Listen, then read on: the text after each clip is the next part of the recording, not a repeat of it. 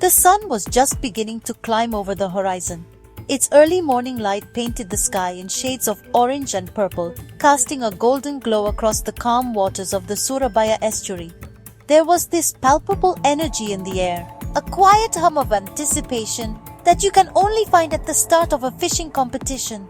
All around me, anglers were making their final preparations. You could see the focus etched on their faces, each one lost in their own world of strategy and hope. They checked their lines, secured their bait, and whispered silent prayers to the river gods. This wasn't just about catching a fish. It was about the thrill of the unknown, the promise of a battle that lay just beneath the surface. It's a primal feeling, a connection to something ancient and wild. I stood on the edge of the pier, my own rod in hand, feeling that familiar surge of adrenaline. The air was thick with the scent of salt water and damp earth, a perfume that every angler knows and loves. The competition director's voice boomed over a loudspeaker, signaling the official start. In that single moment, the quiet tension erupted into a flurry of motion. Rods whipped back and then forward, lines arcing through the air like silver threads, each one carrying a different lure, a different hope. The sound of dozens of lures hitting the water at once was like a sudden sharp rain shower. The game had begun. It's a moment of pure potential where anything is possible, and the biggest monster could be lurking just out of sight, waiting for the right offering. The excitement of a fishing competition is a unique kind of beast. It's not the roar of a stadium crowd, but a deeper, more personal thrill. It's the subtle twitch of the line, the sudden violent tug that sends your heart racing into your throat. It's the dance between patience and action, knowing when to wait and when to strike with all your might. Every angler out here today was a hunter, their eyes scanning the water for any sign of movement, any ripple that might betray the presence of their quarry. They were tuned into the rhythm of the water, listening for secrets that only the river would tell. The silence between bites is filled with a suspense that is almost unbearable, yet utterly addictive.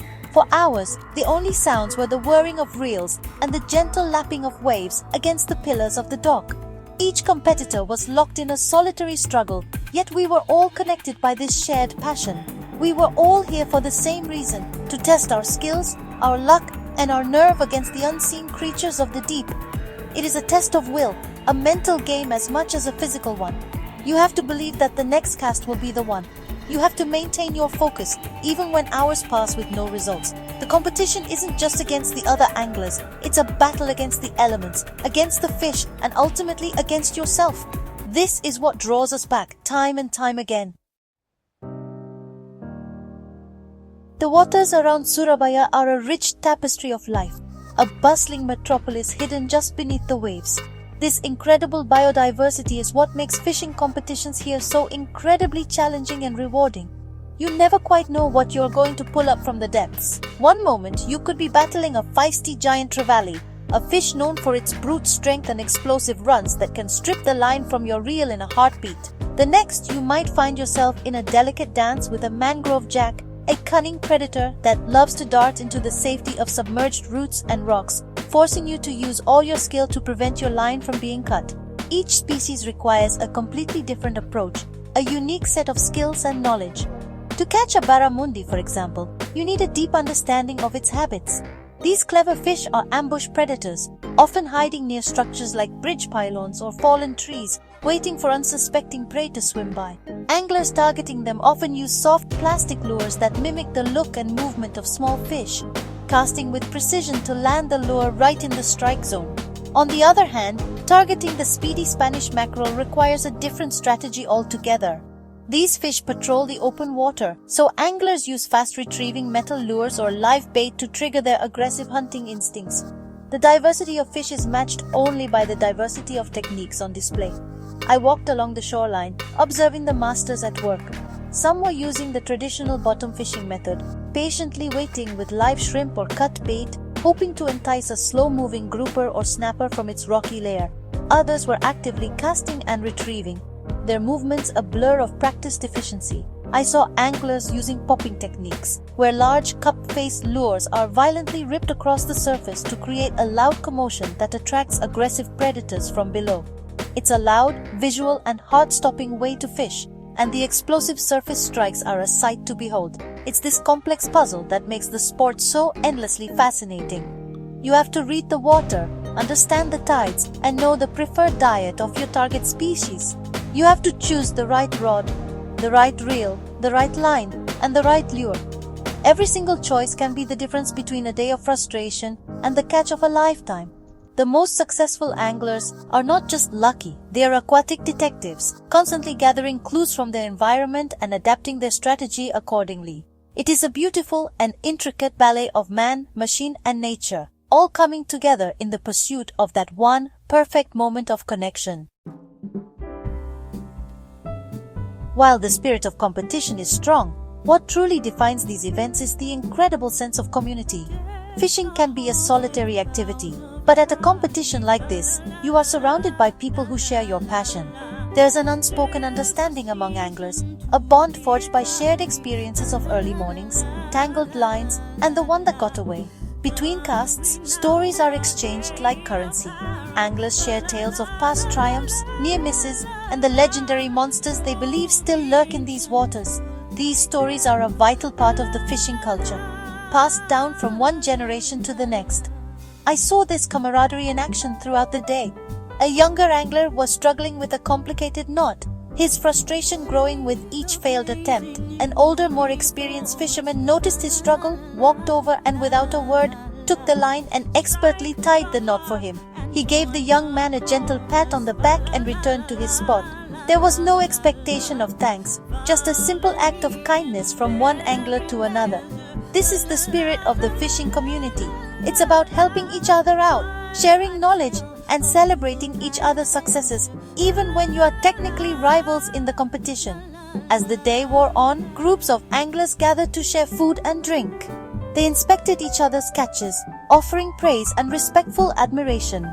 A large grouper caught by one competitor drew a small crowd, with everyone marveling at its size and beautiful markings. The angler who caught it proudly recounted the battle, explaining the technique he used and the fight the fish put up. There was no jealousy in the crowd, only genuine happiness for his success. In these moments, the competition fades into the background, replaced by a shared joy and a collective appreciation for the incredible creatures we pursue. This is where true friendships are formed. This sense of community extends beyond the event itself. These competitions are a place to learn, to grow, and to connect with people from all walks of life. I spoke with a doctor, a mechanic, a teacher, and a student, all of them united by their love for fishing. The water is a great equalizer. Your profession or status on land means nothing out here. All that matters is your skill, your patience, and your respect for the environment and for each other. It's a powerful reminder that despite our differences, we can all find common ground and build lasting bonds through a shared passion. The trophies are nice, but it's these connections that are the real prize. Every fishing competition has its unforgettable moments, but one story from that day in Surabaya has stuck with me. There was a local angler named Budi, a quiet, unassuming man who was known for his almost mystical ability to catch barramundi. While others were struggling, Budi remained calm and focused, casting his line with a fluid grace that spoke of thousands of hours spent on the water. For most of the day, his spot was quiet. Other anglers were landing smaller fish, but Budi was waiting. He was hunting for a giant, and he was a patient man.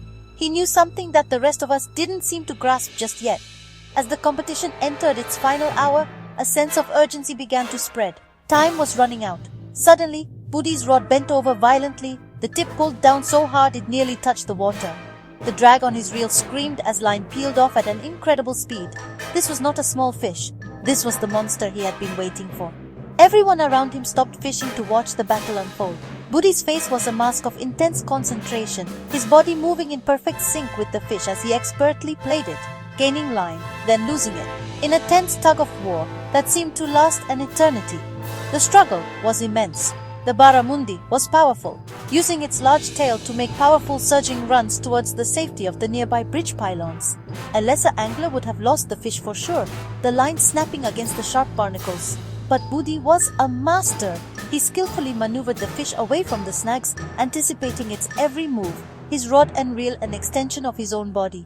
He was not just fighting the fish, he was dancing with it. Slowly, painstakingly, he began to win the battle, tiring the great fish out and guiding it towards the shore. The crowd held its breath, watching in silent awe. Finally, with one last great effort, Budi guided the massive silver-flanked barramundi into the waiting net. A collective cheer erupted from the onlookers. The fish was magnificent, a true river monster, its scales shimmering in the afternoon sun. It was easily the biggest catch of the day, a fish that would secure Budi's victory and cement his legendary status as the Barramundi King of Surabaya. But as I watched him carefully unhook the fish and release it back into the water, I saw something more than just a winner. I saw a man with a deep respect for his opponent, a guardian of the river who understood that the greatest trophy is the memory of the fight, not the fish itself.